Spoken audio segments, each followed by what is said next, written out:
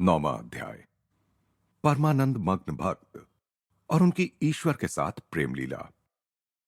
छोटे महाशय, बैठो। मैं अपनी जगन माता से वार्तालाप कर रहा हूं। मैंने अत्यंत श्रद्धा के साथ कमरे में चुपचाप प्रवेश किया था। मास्टर महाशय के देवता सदृश रूप ने मुझे चकाचौंध कर दिया। श्वेत रेशम समान दाढ़ी और विशाल तेजस्वी नेत्रों से युक्त वे पवित्रता का साक्षात अवतार लग रहे थे।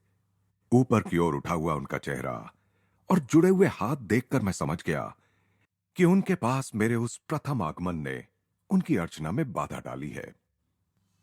उस समय तक मुझे जितने धक्के लगे थे, उन सब से बढ़कर तीव्र धक्का उनके स्वागतपूर्ण सरल शब्दों से लगा। मां की मृत्यु के कारण हुए विरह दुख को ही मैं दुख की पराकाष्ठा मानता आ रहा था। अब अपनी जगन माता से विरह की भावना मेरी आत्मा को अवर्णनीय यातना देने लगी। विलाप करते हुए मैं जमीन पर गिर पड़ा। छोटे महाशय, शांत हो जाओ। संतवर को सहानुभूतिपूर्ण दुख हो रहा था। किसी अगाध समुद्र में असहाय छोड़ दिए गए मनुष्य की तरह अपने बचाव का एकमात्र उपाय जानकर मैंने उनके चरणों को कसकर पकड़ लिया। महात्मन, आप मध्यस्थता करें। जगन माता से पूछिए कि क्या मुझ पर उनकी कृपा दृष्टि होगी। इस प्रकार की मध्यस्थता का वचन सहज ही नहीं दे दिया जाता। अतः महात्मा चुप रहने पर बाध्य हो गए। मुझे समस्त शंकाओं से परे यह विश्वास हो गया था कि मास्टर महाशय वहां जगन माता से घनिष्ठता के साथ वार्तालाप कर रहे थे। यह सोचकर मैं अत्यंत अपमानित अनुभव कर रहा था कि मेरी आंखें जगन माता को नहीं देख सकती थीं, जिन्हें इस समय भी उस संत की निर्मल दृष्टि निहार रही थी। निर्लज्जता पूर्वक उनके पांव पकड़े हुए और उनके सौम्य विरोध को अनसुना करते हुए मैं बार बार उनकी मध्यस्थता की कृपा की याचना उनसे करता रहा। मास्टर महाशय ने आखिर हार मानकर सहानुभूतिपूर्वक धीरे से मुस्कुराते हुए कहा, मैं परम प्रिय मां तक तुम्हारी प्रार्थना पहुंचा दूंगा। क्या शक्ति थी उन शब्दों में कि मेरा मन विरह व्याकुलता से तुरंत मुक्त हो गया। महाशय, अपना वचन याद रखिएगा। मां का संदेश पाने के लिए मैं पुनः शीघ्र ही आपकी सेवा में उपस्थित हो जाऊंगा। एक क्षण पूर्व ही दुख और सिसकियों से मेरा जो कंठ स्वर अवरुद्ध हुआ जाता था, अब आशा की आनंद ध्वनि से मुखरित हो रहा था। लंबी सीढ़ियों से नीचे उतरते उतरते अतीत की स्मृतियों से मेरा मन भर आया। 50 एमहर्स्ट स्ट्रीट के इसी घर में, जो अब मास्टर महाशय का आवास था, किसी समय मेरा परिवार रहा करता था। यहीं मेरी मां की मृत्यु हुई थी।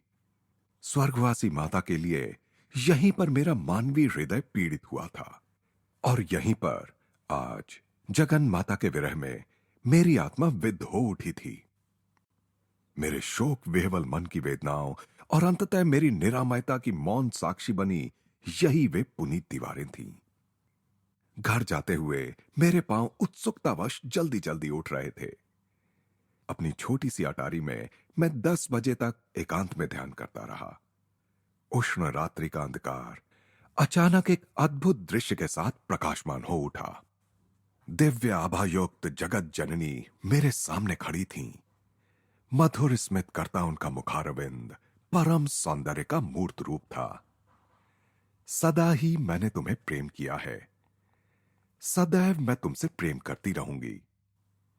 उनका दिव्य स्वर अभी वातावरण में गूंज ही रहा था कि वे अदृश्य हो गईं। दूसरे दिन प्रातःकाल सूर्य ने क्षितिज पर अभी झांकना आरंभ किया ही था कि मैं मास्टर महाशय के घर पहुंच गया। हृदय विदारक स्मृतियों से जुड़े उस घर की सीढ़ियां चढ़कर मैं चौथी मंजिल पर उनके कमरे के सामने पहुंच गया। बंद दरवाजे की मूठ पर एक कपड़ा लिपटा हुआ था, जो शायद इस बात का संकेत था कि वे एकांत चाहते हैं। मैं दरवाजे के सामने दुविधा में खड़ा था कि इतने में मास्टर महाशय ने स्वयं ही दरवाजा खोल दिया। मैंने उनके पूज्य चरण कमलों में प्रणाम किया। दिव्य उल्लास को छिपाते हुए मैंने विनोद भाव में अपना मुख गंभीर बना लिया।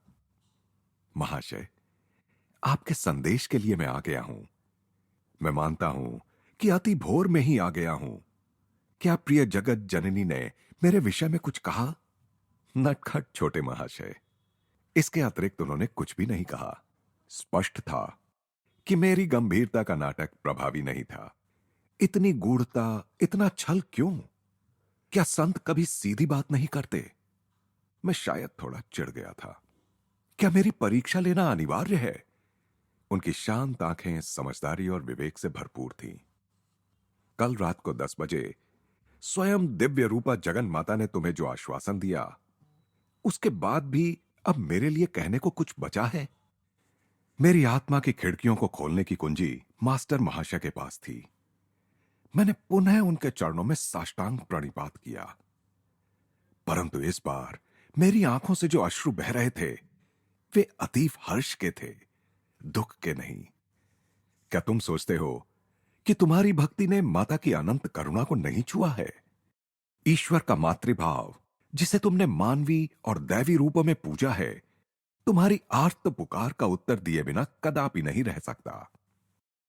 ये सीधे साधे संत कौन थे जिनका परम सत्ता से किया गया छोटे से छोटा अनुरोध भी मधुर स्वीकृति पा जाता था?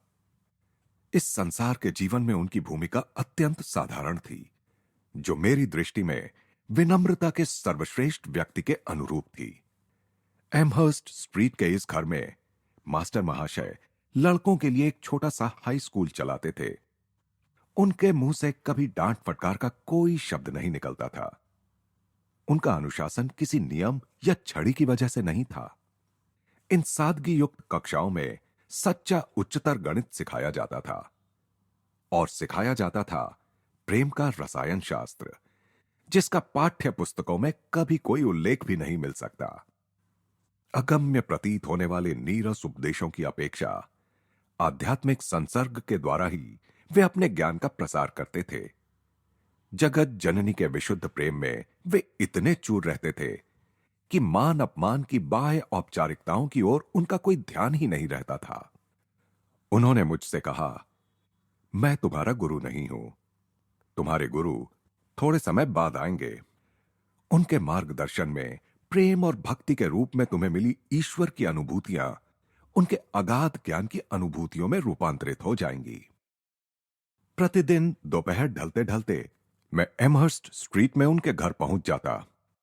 मुझे मास्टर महाशय के उस दिव्य चषक की चाह रहती थी, जो इतना लबालब भरा हुआ था कि उसकी बूंदें प्रतिदिन मेरे ऊपर छलकती थीं।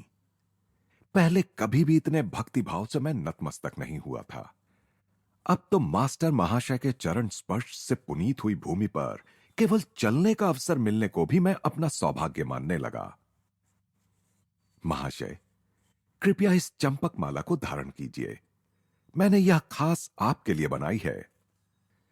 एक दिन शाम को मैं अपनी पुष्पमाला हाथ में लिए उनके घर पहुंच गया, परंतु बार बार इस सम्मान को अस्वीकार करते हुए वे संकोच से पीछे हट गए। मेरे दुख का अनुभव करते हुए अंततः उन्होंने मुस्कुराते हुए उसे स्वीकार कर लिया। चूंकि हम दोनों ही मां के भक्त हैं, इसलिए इस शरीर में वास करने वाली मां के प्रति अपनी श्रद्धा के रूप में तुम वह माला इस देह मंदिर को पहना सकते हो।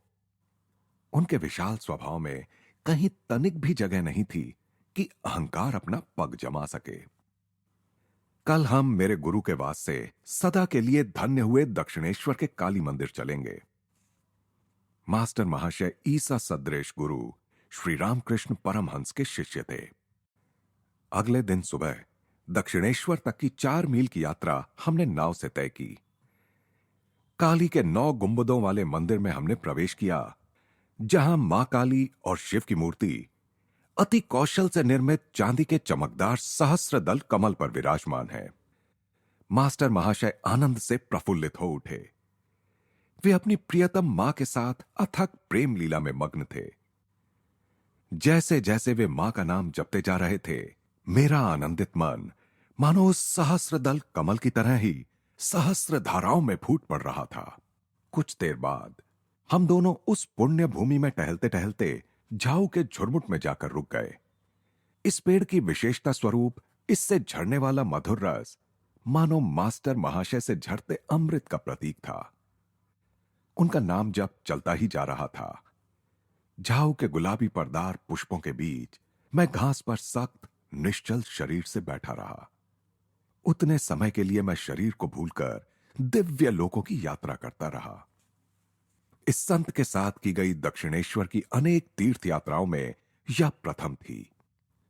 मास्टर महाशय से ही मैंने ईश्वर के मातृत्व पक्ष या ईश्वरीय करुणा के माधुर्य को जाना।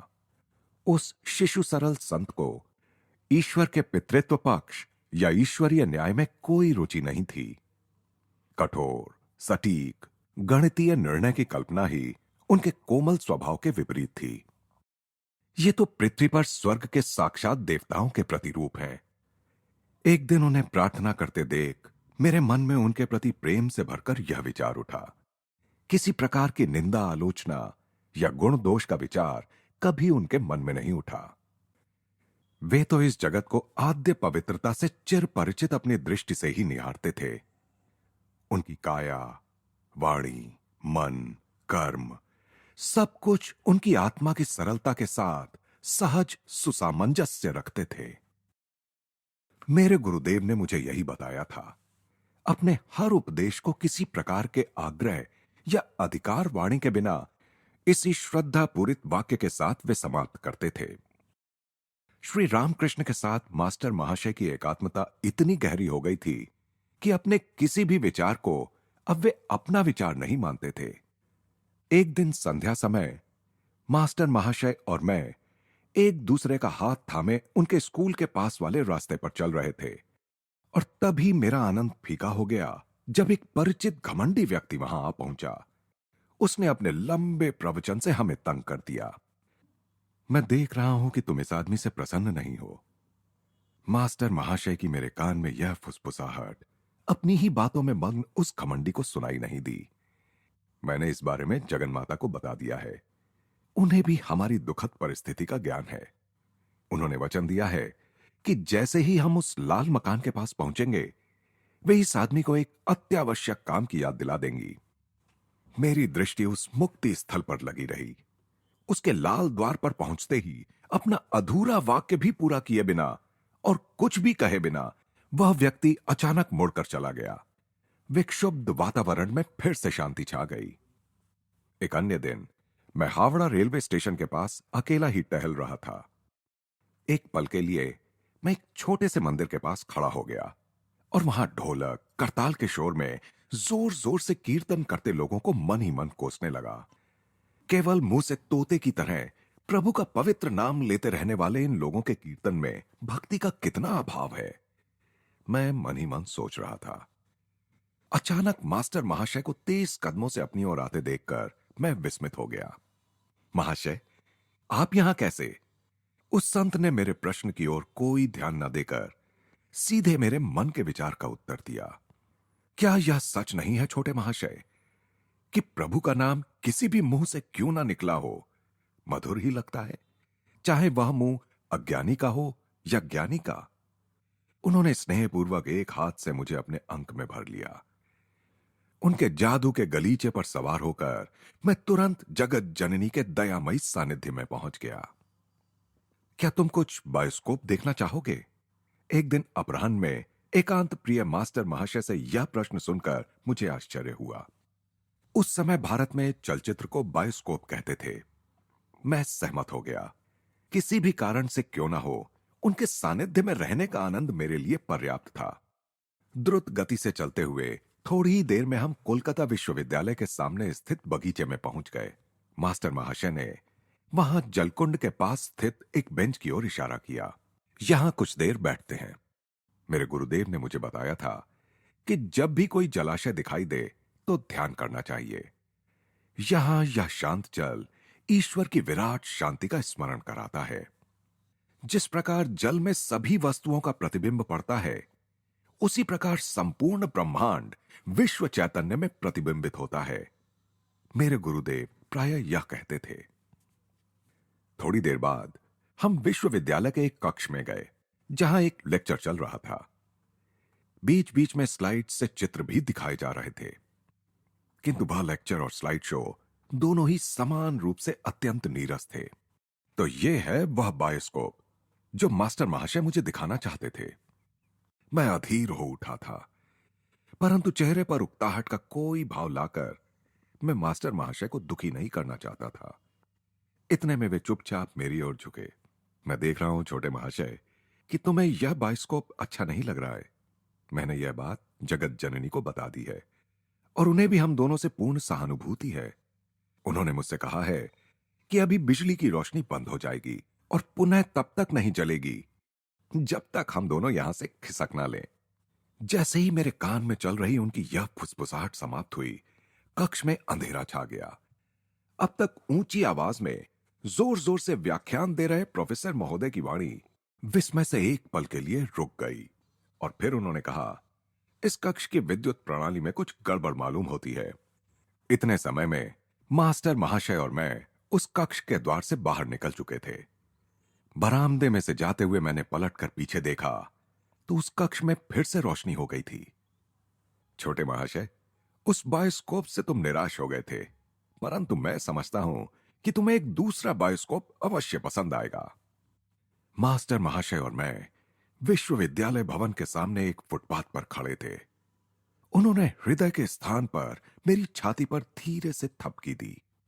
उसी के साथ मुझ पर एक अद्भुत निस्तब्धता छा गई। जिस प्रकार ध्वनि यंत्र में खराबी आ जाने पर आधुनिक सिनेमा भी मूक चलचित्र बन जाते हैं, उसी प्रकार विधाता के हाथ ने किसी अगम्य चमत्कार के द्वारा जगत के सारे कोलाहल का गला घोंट दिया। पदयात्री, ट्राम गाड़ियां, मोटर कारें, बैलगाड़ियां, लोहे के चक्कों वाली घोड़ा गाड़ियां, सब बिना कोई आवाज किए इधर से उधर आ जा रहे थे। मैं अपने पीछे, दाएं, बाएं के सभी दृश्य वैसे ही देख रहा था जैसे अपने सामने के दृश्य। मानो मेरी दृष्टि सर्वव्यापी हो गई हो। कोलकाता के उस छोटे से हिस्से की समस्त गतिविधियों का परिदृश्य मेरे समक्ष बिना कोई आवाज किए चल रहा था। राख की पतली परत के नीचे नजर आने वाली अग्नि की दीप्ति के समान मध्यम प्रभा सारे परिदृश्य में व्याप्त थी। मेरा अपना शरीर उस परिदृश्य में विद्यमान अनेक अनेक परछाइयों से अधिक कुछ भी नहीं लग रहा था। फर्क सिर्फ इतना था कि मेरे शरीर की परछाई निश्चल थी, जबकि अन्य सभी परछाइयां बिना किसी आवाज के इधर उधर आ जा रही थीं। कई लड़के जो मेरे मित्र ही थे मेरी ओर आए और चले गए। यद्यपि उन्होंने मेरी ओर सीधे देखा, परंतु उसमें पहचान का कोई संकेत तक नहीं था। इस अद्वितीय मूक नाट्य ने मुझे एक अवर्णनीय आनंद से विभोर कर दिया।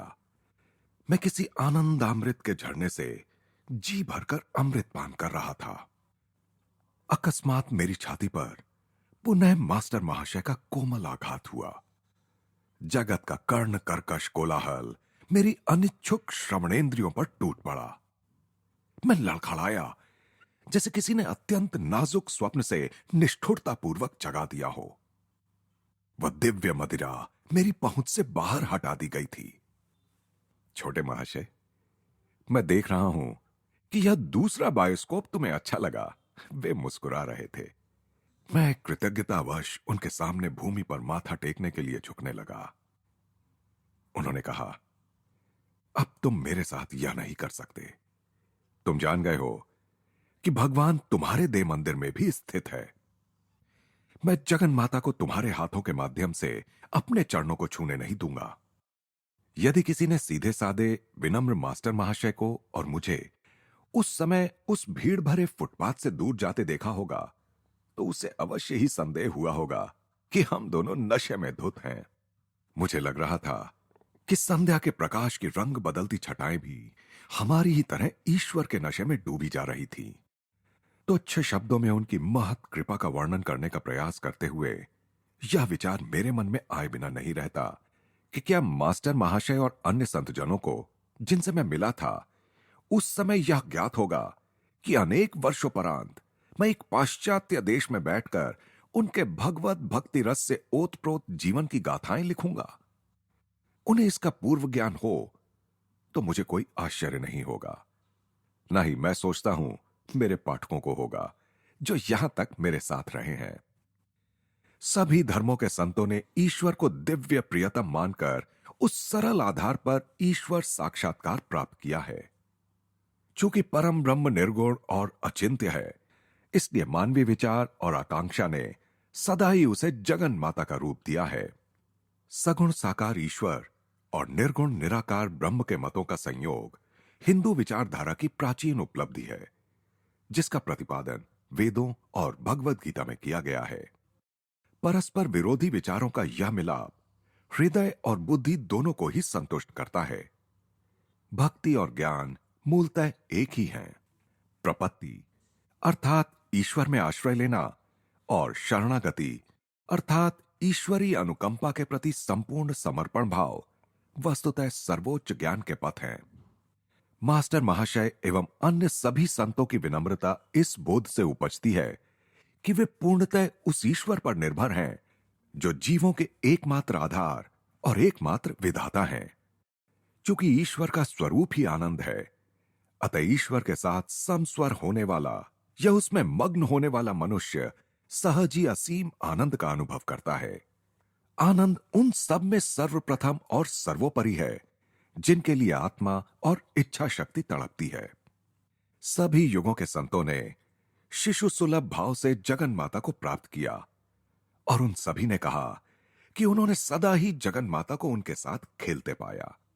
मास्टर महाशय के जीवन में महत्वपूर्ण और महत्वहीन अवसरों पर भी इस दिव्य खेल की अभिव्यक्तियां स्पष्ट हुईं। ईश्वर की दृष्टि में कुछ भी छोटा या बड़ा नहीं होता। यदि छोटे से परमाणु को बनाने में ईश्वर ने अपनी अतिशय सूक्ष्मदर्शिता के औचित्य को ना लगाया होता, तो क्या आकाश अभिजित और स्वाति नक्षत्रों जैसी गौरवशाली रचनाओं को धारण कर पाता? महत्वपूर्ण और महत्वहीन का भेद प्रभु के लिए निश्चय ही अज्ञात है, अन्यथा एक सुई के अभाव में पूरा ब्रह्मांड ही ढह जाए। 10वां अध्याय। अपने गुरु श्री युक्तेश्वर जी से मेरी भेंट। ईश्वर में श्रद्धा कोई भी चमत्कार कर सकती है, केवल एक को छोड़कर, अध्ययन के बिना परीक्षा में उत्तीर्ण होना। झुंझलाकर मैंने वह प्रेरणाप्रद पुस्तक बंद कर दी जिसे मैंने खाली समय में एक दिन उठा लिया था। लेखक का यह अपवाद कथन उसकी ईश्वर में श्रद्धा का पूर्ण अभाव दर्शाता है। मैंने सोचा, बेचारा, रात रात भर पढ़ाई करने में उसे अत्यधिक विश्वास है। मैंने पिताजी को वचन दे रखा था कि मैं अपनी हाई स्कूल की पढ़ाई पूर्ण करूंगा। मैं परिश्रमी विद्यार्थी होने का दावा नहीं कर सकता। महीने पर महीने बीतते गए थे, पर मैं क्लासरूम में कम और कोलकाता के स्नान घाटों के आसपास सुनसान जगहों पर अधिक होता था। उन घाटों के पास स्थित श्मशान, जो रात में और भी अधिक भयावह बन जाते हैं, योगी को अत्यंत आकर्षित करते हैं। जिसे अमर तत्व की खोज करनी हो, उसे कतिपय अनलंकृत नरकपालों को देखकर विचलित नहीं होना चाहिए। विभिन्न प्रकार की अस्थियों से व्याप्त उस विषादालय में मानवीय अपूर्णता उजागर होती है। इस प्रकार मेरा रात्रि जागरण विद्यार्थियों के रात्रि जागरण से भिन्न प्रकार का था। हिंदू हाई स्कूल की वार्षिक परीक्षा का सप्ताह तेजी से निकट आ रहा था। परीक्षा का यह समय भी भूत प्रेतों से युक्त उन श्मशानों की तरह ही एक सुपरिचित दहशत मन में उत्पन्न करता है। फिर भी मेरा मन शांत था। भूत पिशाचों के क्षेत्र में जा जाकर मैं एक ऐसे ज्ञान को खोद कर निकाल रहा था जो स्कूली कक्षाओं में कभी नहीं मिल सकता। परंतु मेरे पास स्वामी प्रणवानंद जी का कौशल नहीं था, जो एक ही समय में 2 स्थानों पर आसानी से उपस्थित हो सकते थे। मेरा तर्क, जो कि अफसोस अनेक लोगों को कुतर्क लगता है, यह था कि प्रभु मेरी दुविधा को समझकर मुझे उससे उबार लेंगे। विपत्तियों से तत्क्षण उबारने के ईश्वर के हजारों स्पष्टीकरणातीत कारनामों से भक्त के मन में ऐसी तर्क शून्यता आ जाती है। अरे मुकुंद, आजकल तो तुम्हारे दर्शन ही नहीं होते। एक दिन अपराह्न गढ़पार रोड पर मेरी ही कक्षा के एक सहपाठी से अचानक भेंट हुई तो उसने मुझसे कहा, ओह नंतू, लगता है स्कूल में मेरी अनुपस्थिति ने मुझे निश्चित तौर पर कठिन परिस्थिति में डाल दिया है। मैंने उसकी स्नेहपूर्ण दृष्टि के आगे अपने हृदय का भार हल्का किया। नंतू, जो एक तीक्ष्ण बुद्धि छात्र था, दिल खोलकर हंसने लगा। आखिर मेरी परिस्थिति भी हास्यजनक ही थी। वार्षिक परीक्षा के लिए तो तुम बिल्कुल भी तैयार नहीं हो, उसने कहा। लगता है अब मुझे ही तुम्हारी सहायता करनी होगी। नंतू के ये सहज सरल शब्द दैवी आश्वासन बनकर मेरे कानों में उतरे। तत्परता के साथ मैं उसके घर गया। परीक्षा में जिन प्रश्नों के पूछे जाने की संभावना उसे प्रतीत हो रही थी, उनके उत्तर उसने मुझे समझा दिए। ये प्रश्न ऐसे दाने हैं जो अनेक भोले भाले विद्यार्थियों को परीक्षा के जाल में फंसा लेंगे। मेरे उत्तरों को ठीक से याद करोगे तो तुम उस जाल से सही सलामत निकल जाओगे। जब मैं उसके घर से निकला तब काफी रात बीत गई थी। उधार की विद्वता से लबालब भरा हुआ मैं पूरे भक्तिभाव के साथ प्रार्थना कर रहा था कि अगले कुछ संकटपूर्ण दिनों में वह पांडित्य मुझ में बना रहे। नंतु ने मुझे अपने विभिन्न विषयों में परीक्षा के लिए तैयार कर दिया था, परंतु समयाभाव के कारण संस्कृत को भूल गया था। मैंने उत्कटतापूर्वक भगवान को इस भूल की याद दिला दी। दूसरे दिन प्रातःकाल मैं चलते कदमों की लय पर अपना नया ज्ञान आत्मसात करता हुआ सैर कर रहा था। रास्ते के कोने पर खाली पड़े भूखंड की घास पात से गुजरते हुए अचानक मेरी दृष्टि कुछ छपे हुए बिखरे पड़े कागजों पर पड़ी। मैंने झपट कर कागज उठा लिए। मेरा झपटना सार्थक भी हुआ। मेरे हाथ में संस्कृत श्लोक थे। उनका अर्थ लगाने के अपने लड़खड़ाते प्रयासों में सहायता के लिए मैंने एक पंडित को पकड़ा। उनकी मधुर वाणी ने वातावरण को उस प्राचीन भाषा के निनादी मधुर सौंदर्य से भर दिया। इन असामान्य श्लोकों को सीखकर संस्कृत की तुम्हारी परीक्षा में कोई सहायता नहीं हो सकती। पंडित ने उन श्लोकों को निश्चय पूर्वक मेरे लिए बेकार ठहराया, परंतु उन श्लोकों का अर्थ जानने के कारण ही दूसरे दिन मैं संस्कृत की परीक्षा में पास हो सका। नंतु ने अपनी दूरदृष्टि से जो सहायता मुझे दी थी, उसके कारण मुझे अपने अन्य सभी विषयों में भी उत्तीर्णांक मिल गए। पिताजी खुश हुए कि मैंने हाई स्कूल की पढ़ाई पूरी करने का अपना वचन निभाया था। मेरी कृतज्ञता ईश्वर के चरणों में समर्पित हुई। मैं जानता था कि केवल उनकी प्रेरणा के कारण ही मैं नंतु के घर पहुंचा था, और कूड़े से भरे भूखंड के अप्रचलित मार्ग से भी उन्हीं की प्रेरणा से गया था। उन्होंने अपनी लीला करते हुए मुझे उबारने की अपनी यथा समय योजना की दोहरी अभिव्यक्ति प्रदर्शित की थी।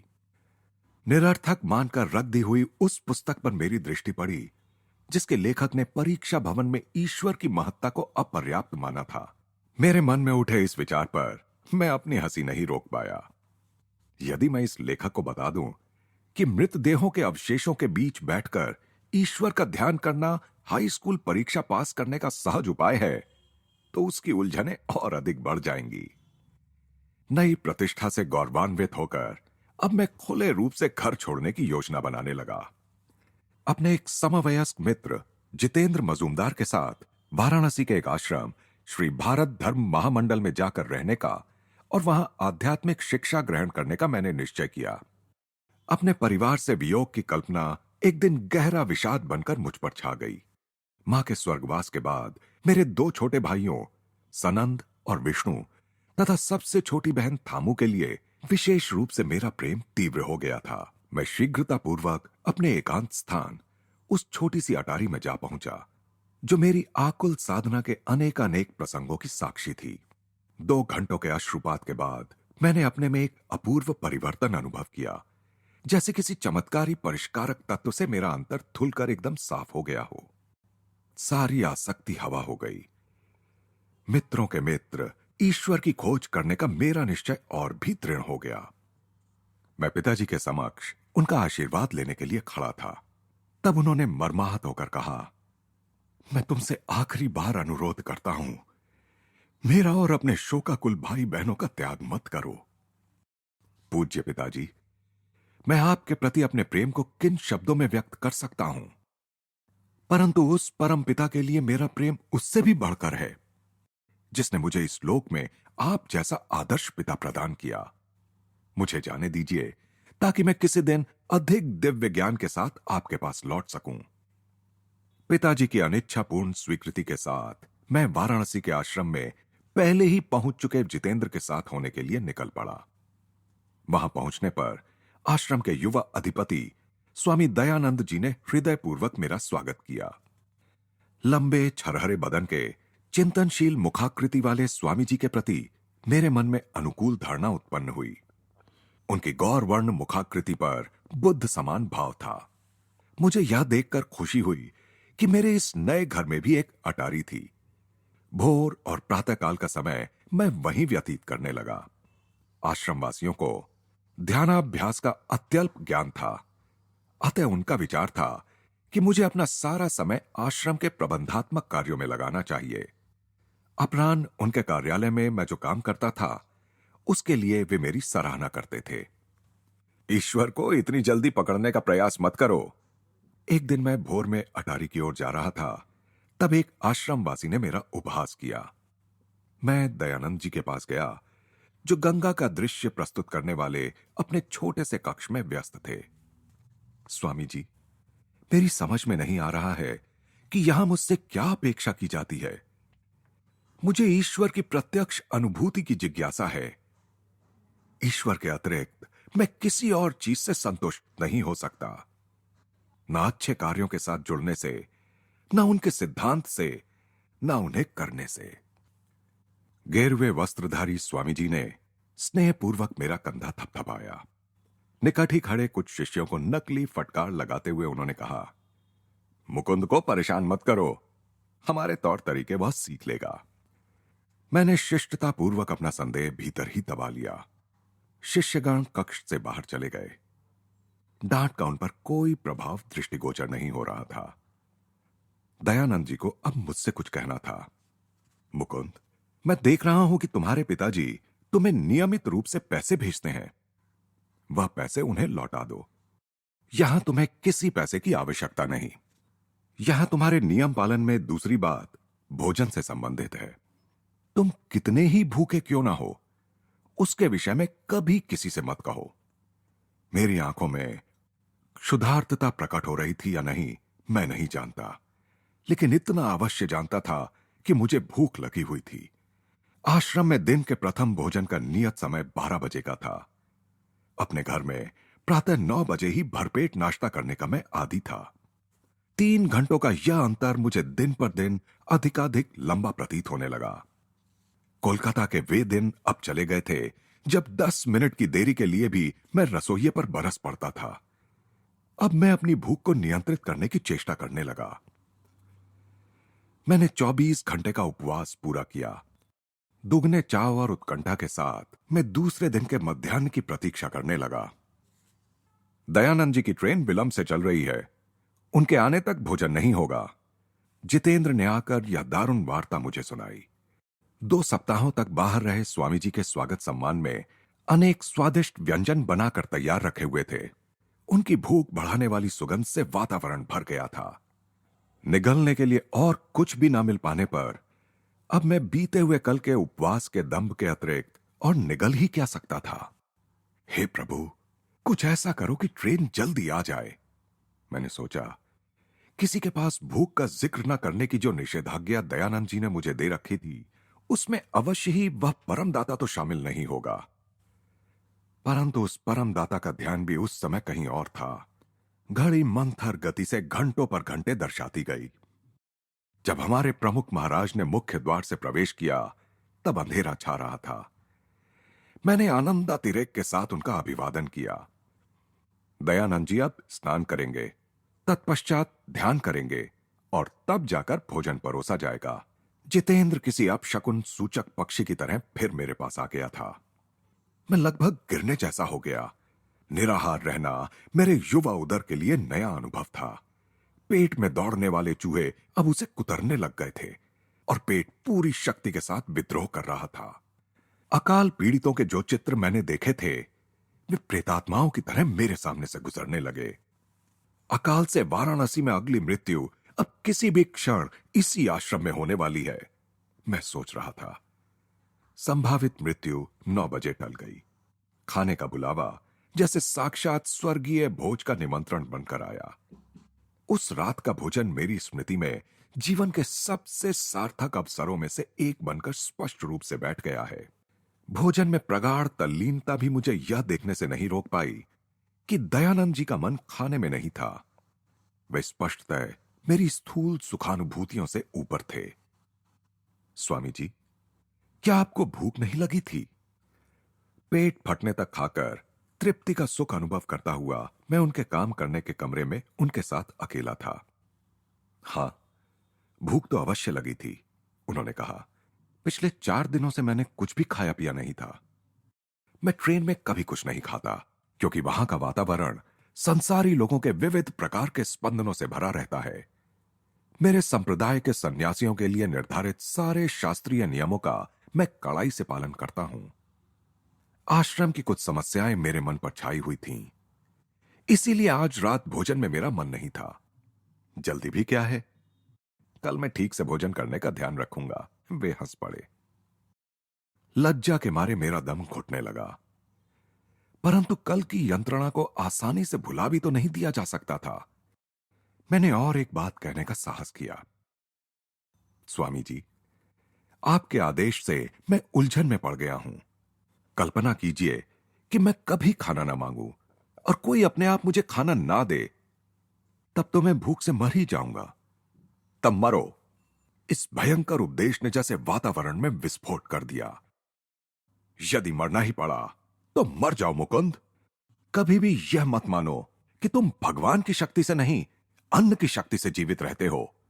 जिसने भरण पोषण के सब प्रकारों का सृजन किया है, जिसने भूख दी है, वह भगवान अपने भक्तों का भरण पोषण भी अवश्य करेगा। कभी यह कल्पना भी मत करना कि तुम चावल से जीवित हो, या रुपया पैसा या लोग तुम्हारा पालन पोषण करते हैं। यदि प्रभु तुम्हारी प्राण शक्ति को वापस ले लें, तो क्या इनमें से कोई तुम्हारी सहायता कर सकेगा? ये सब तो उस भगवान के ही साधन मात्र हैं। क्या इसमें तुम्हारा कोई अपना कर्तृत्व है कि अन्न का तुम्हारे पेट में पाचन होता है? विवेक की तलवार का उपयोग करो मुकुंद। माध्यम की जंजीरों को काट दो और उस सब के पीछे विद्यमान परम कारण को पहचानो। उनके भेदक शब्द मुझे अपनी किसी गहरी मज्जा में उतरते प्रतीत हुए। प्राचीन काल से चली आ रही वह भ्रांति तहस नहस हो गई, जिसके कारण शरीर के आदेश आत्मा को झुका देते थे। वहीं उसी क्षण मैंने परमात्मा की सर्व समर्थता का रसास्वादन किया। आगे के मेरे अविराम भ्रमणशील जीवन में कितने ही अपरिचित शहरों में वाराणसी के उस आश्रम में प्राप्त उपदेश की उपयोगिता को सिद्ध करने के कितने ही अवसर आए।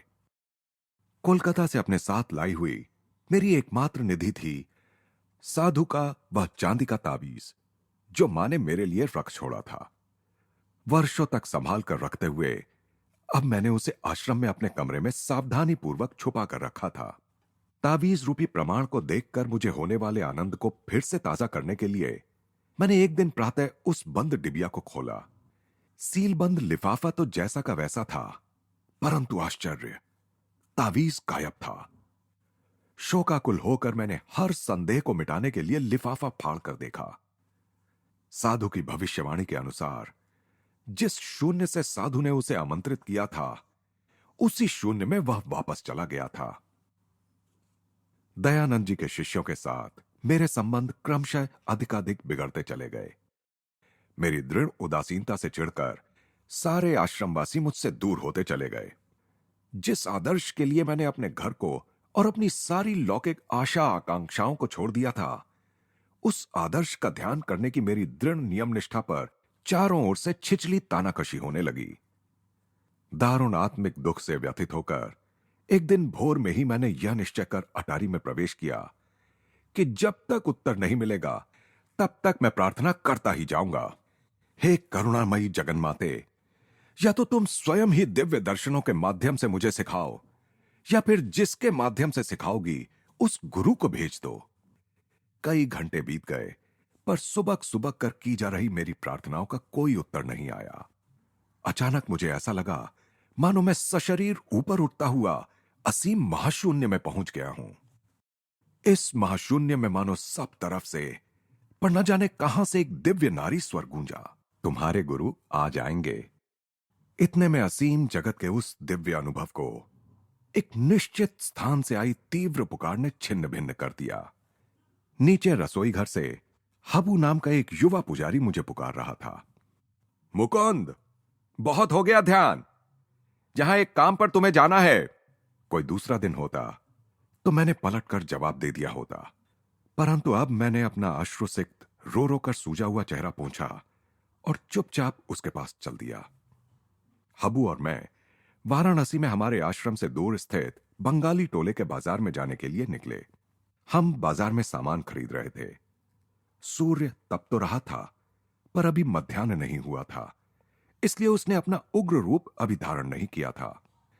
हम दोनों गृहिणियों, गाइडों, पंडे पुरोहितों, सादे वस्त्र धारण कर रखी विधवाओं, सम्माननीय ब्राह्मणों और वाराणसी में सर्वत्र विचरणशील सांडों की रंग बिरंगी भीड़ में से रास्ता निकालते जा रहे थे।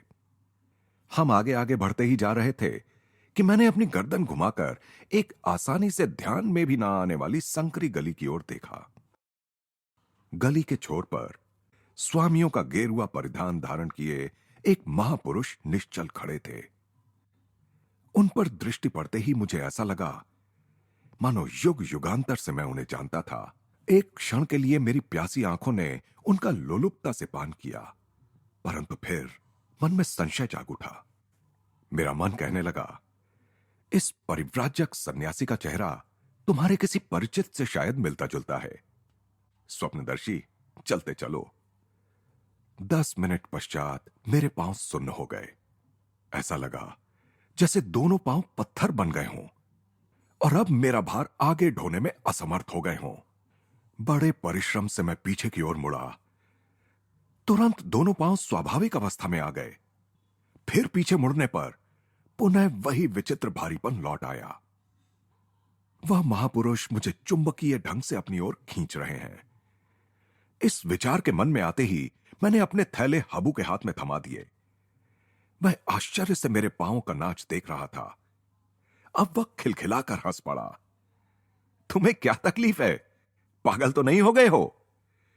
मेरे मन में तुमुल मचा रही भावना के कारण मैंने कोई उत्तर नहीं दिया और चुपचाप तेजी से चल दिया।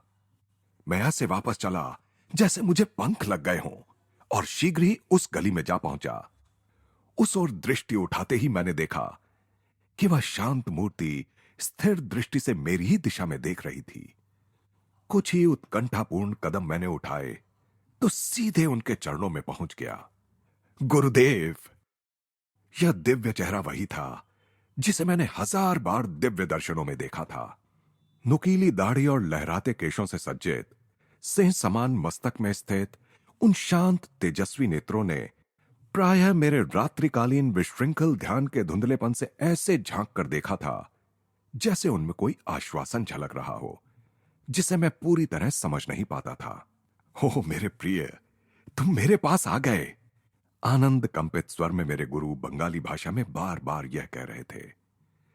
कितने वर्षों से मैं तुम्हारी प्रतीक्षा कर रहा था। निःशब्दता की एकता में हम दोनों एक हो गए। शब्दों का प्रयोजन निकृष्टतम प्रतीत होने लगा। कायल करने वाला संवाद गुरु के हृदय से शब्द रहित सांत्वना बनकर शिष्य के हृदय में समाता चला गया। अपने अंतर्मन में मैं निर्विवाद रूप से जान गया कि मेरे गुरु ईश्वर को जानते हैं और मुझे ईश्वर तक पहुंचा सकते हैं। इस जीवन का अंधकार पूर्व जीवन की स्मृतियों के मधुर अरुणोदय में अदृश्य हो गया। रोमांचक समय, भूत, वर्तमान और भविष्य काल चक्र पर चक्राकार घूमते दृश्य हैं।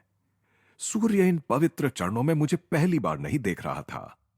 मेरा हाथ पकड़कर मेरे गुरु मुझे काशी के राणा महल क्षेत्र में स्थित अपने डेरे पर ले गए। उनका बलवान शरीर दृढ़ कदमों से आगे बढ़ता था।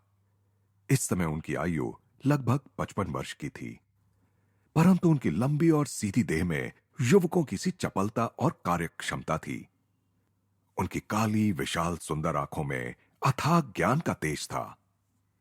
हल्के से घुंघराले केश उनके रौबीले मुख को सौम्यता प्रदान कर रहे थे। उनमें शक्ति और सौम्यता का सूक्ष्म संगम था।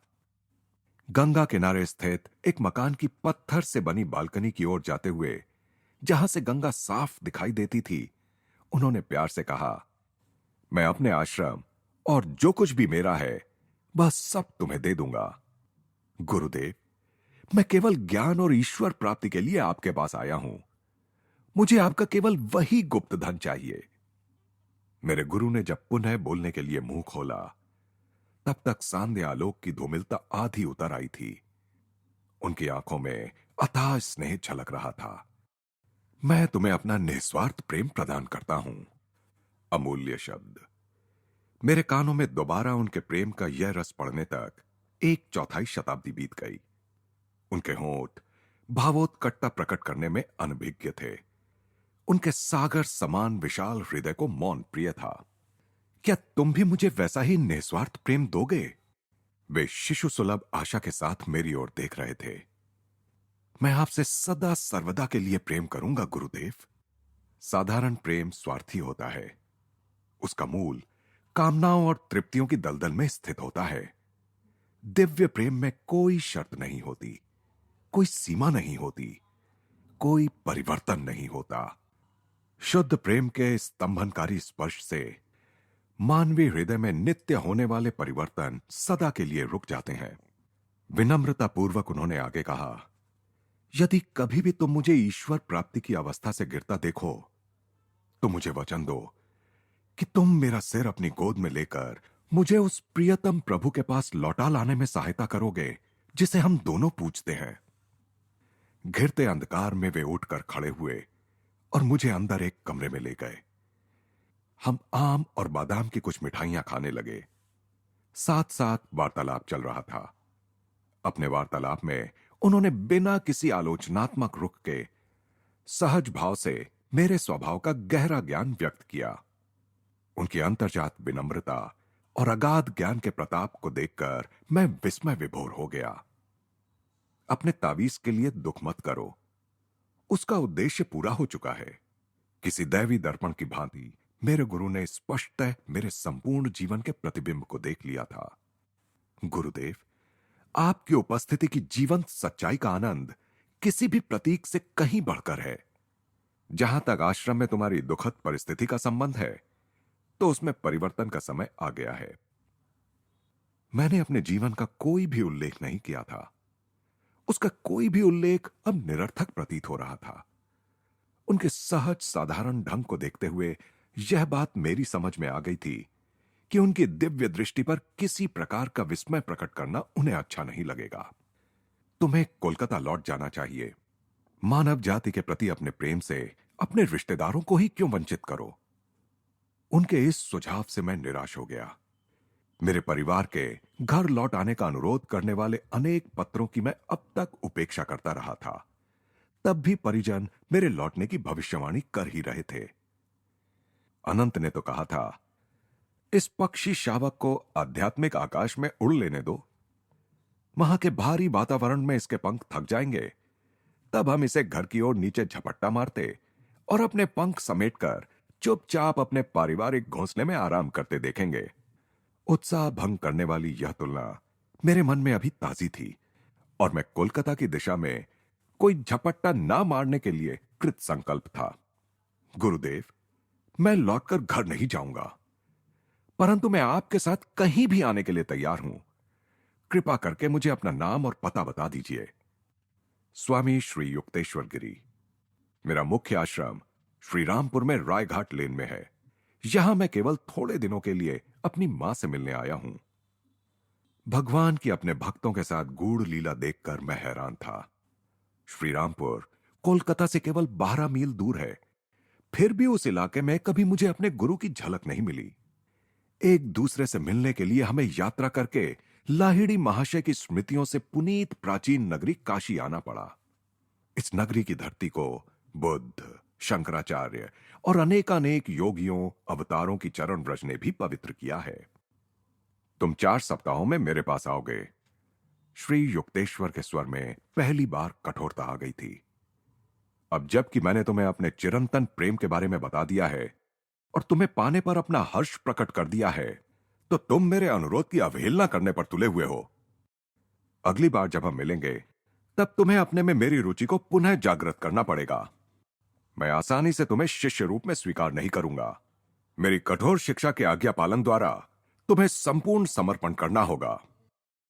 मैं दुराग्रह पूर्वक चुप रहा। मेरे गुरु ने शीघ्र ही मेरी समस्या को पहचान लिया। तुम समझते हो कि तुम्हारे रिश्तेदार तुम पर हंसेंगे। मैं लौट कर नहीं जाऊंगा। तुम 30 दिन में लौट जाओगे। कदापि नहीं। इस वाद विवाद से उत्पन्न तनाव में कोई कमी नहीं आई। मैंने उनके चरणों में आदर पूर्वक प्रणाम किया और वहां से चल दिया। अर्धरात्रि के अंधकार में आश्रम की ओर चलता हुआ मैं सोचता जा रहा था कि हमारी इस अद्भुत भेंट का अंत इतना बेसुरा क्यों हुआ। माया का तराजू प्रत्येक आनंद के साथ समतुल्य दुख भी तौल देता है। मेरा किशोर हृदय अभी मेरे गुरु की रूपांतरकारी अंगुलियों के लिए पर्याप्त रूप से मुलायम नहीं बना था। दूसरे दिन सुबह मैंने देखा कि आश्रम वासियों का मेरे प्रति द्वेष भाव और भी अधिक बढ़ गया है। वे नित्य अशिष्टताओं से मुझे दिन भर सताने लगे। इसी प्रकार 3 सप्ताह बीत गए। फिर दयानंद जी एक सम्मेलन में भाग लेने के लिए मुंबई चले गए। मुझ अभागे के सिर पर जैसे पहाड़ टूट पड़ा। मुकुंद परजीवी है, आश्रम की सुविधाओं का तो लाभ उठा रहा है, पर बदले में आश्रम के लिए कुछ नहीं करता। एक दिन मुझ पर चल रही यह टीका टिप्पणी मेरे कानों में पड़ी तो पहली बार मुझे खेद हुआ कि मैंने सारा पैसा पिताजी को वापस भेज देने के आदेश को मान लिया था। भारी हृदय से मैं अपने एकमात्र मित्र जितेंद्र के पास जा पहुंचा। मैं आश्रम छोड़कर जा रहा हूं। जब दयानंद जी लौट आए तो उनके चरणों में मेरा प्रणाम कहकर मेरी ओर से क्षमा मांग लेना। मैं भी यह आश्रम छोड़कर आ रहा हूं। यहां मेरे ध्यान करने के प्रयासों पर प्रतिक्रिया का हाल भी तुम्हारे जैसा ही है। जितेंद्र निश्चय पूर्वक बोल रहा था। मैं एक ईश्वर प्राप्त संत से मिला हूं, चलो हम उनके पास श्रीरामपुर चलते हैं। और इस प्रकार पक्षी कोलकाता के संकटजनक रूप से निकट नीचे झपटने की तैयारी कर रहा था।